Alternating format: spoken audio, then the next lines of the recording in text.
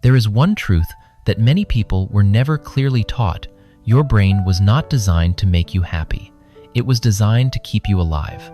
That may sound cold, but it is not pessimism. It is simply how the brain works. Our ancestors survived by staying alert. They had to detect danger quickly. They had to remember what was threatening. They had to pay more attention to risk than to pleasure.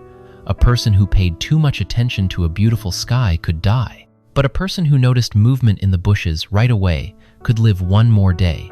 And because of that, the human brain developed to prioritize threat over comfort. The problem is that this ancient brain is still living inside you, but the world has changed. Today, there are no tigers waiting outside the door. There are no daily survival threats in the old sense. But there are emails, financial pressure, social media comparison, deadlines, unanswered messages, and the feeling of falling behind. And your brain reacts to all of those things almost as if they were real danger. That is why so many people, even when life is not objectively bad, still feel constantly tense, constantly lacking, constantly worried, constantly like something is not right. Your brain is very good at spotting what is wrong, but it is extremely poor at holding on to what is right. It remembers what hurt you faster than what brought you joy. It clings to criticism longer than praise. It holds on to one bad moment more clearly than 10 peaceful ones. If you do not understand this, it is very easy to think that something is wrong with you, that you are naturally negative, that you simply do not know how to be happy like other people. But maybe that is not the truth. Maybe you are not broken or weak at all. Maybe you are just living with a brain that is set by default to survival mode. And if you want to understand more clearly why you react this way, subscribe to the channel and stay until the end of the video, because the next part may help you look at yourself in a gentler way. The good news is this, that default setting can change. The brain is not a fixed machine. It is not locked in from birth. Neuroscience has shown that the human brain can keep changing throughout life. Neural pathways grow stronger when they are repeated. Old pathways grow weaker when they are no longer used often. In other words, the way you think every day is gradually becoming the actual structure of your brain. That also means happiness is not just a feeling that comes and goes. It can be a skill, something you can practice, something you can build through habit, not through empty motivational phrases, not by forcing yourself to be more positive, but through small actions that actually work with the brain's mechanisms. In this video, I am going to talk about 3 habits that can help your brain relearn happiness. Not the kind of happiness that feels good for a moment, but the kind that slowly changes how your brain processes life. The first habit is interrupting the negative loop. Every time you replay a bad thought again and again, you are strengthening that neural pathway. Every time you worry about the same thing once more, your brain gets faster at returning to that exact worry. Over time, it becomes a mental groove, and when even a small amount of pressure appears, the brain automatically slips into the familiar path: anxiety, overthinking, tension. That is why some people get pulled into a whole chain of heavy thoughts from just one small issue. It is not because they are weaker, it is because their brain has become too used to taking that route.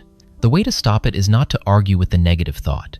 It is also not to force yourself to think positively right away. A more effective way is to interrupt it at the right moment. The moment you notice that you are falling into a familiar loop, say one word clearly in your mind: stop. Just one word. Then immediately bring your attention back to the present through 3 things you can observe right now. For example, the light is yellow, the chair feels cold, the smell of coffee is still here, the fan is spinning. It does not need to sound beautiful, it does not need to be inspiring, it just needs to be real. This sounds very simple, but it does something powerful. It forces the brain to leave the old mental track and return to the present moment. When you repeat this enough times, you are slowly weakening the habit of always rushing into negative thoughts. You cannot erase all bad thoughts in one day, but you can stop letting them completely take over your direction. If you are also trying to pull yourself out of thoughts like that, comment the number 1 below so I know you are still trying every day. The second habit is holding on to good things for longer than usual. This is something many people have never learned to do.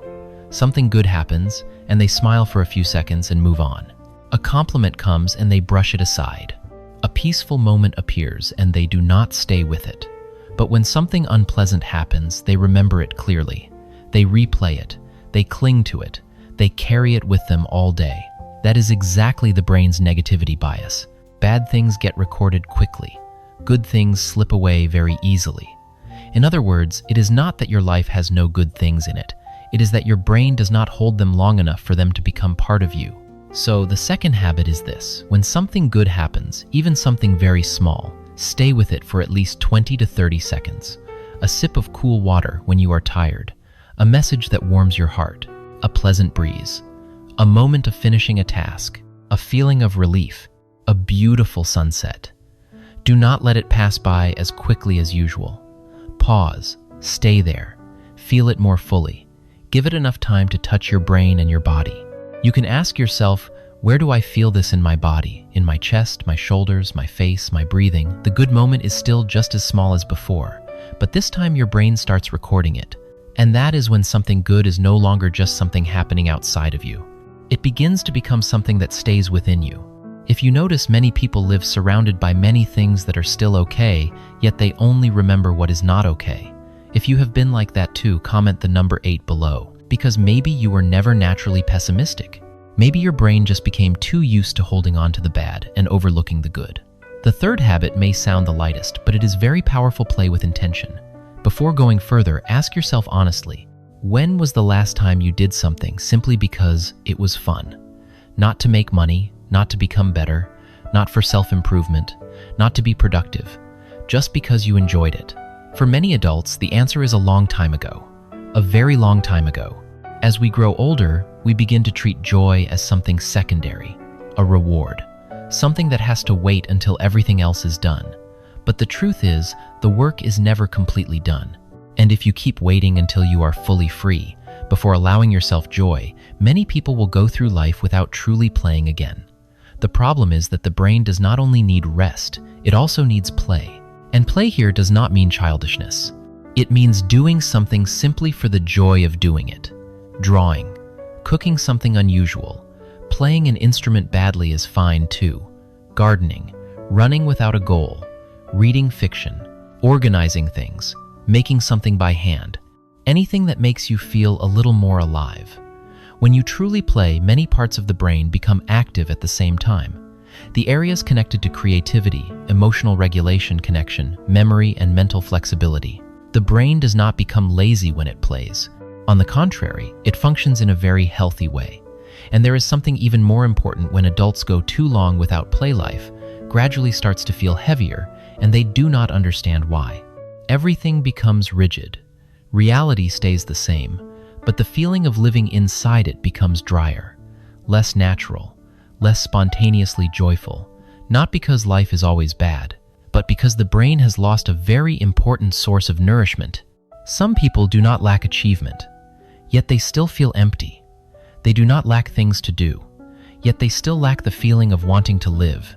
They do not lack goals, yet they still lack vitality. What they may be missing is not more discipline.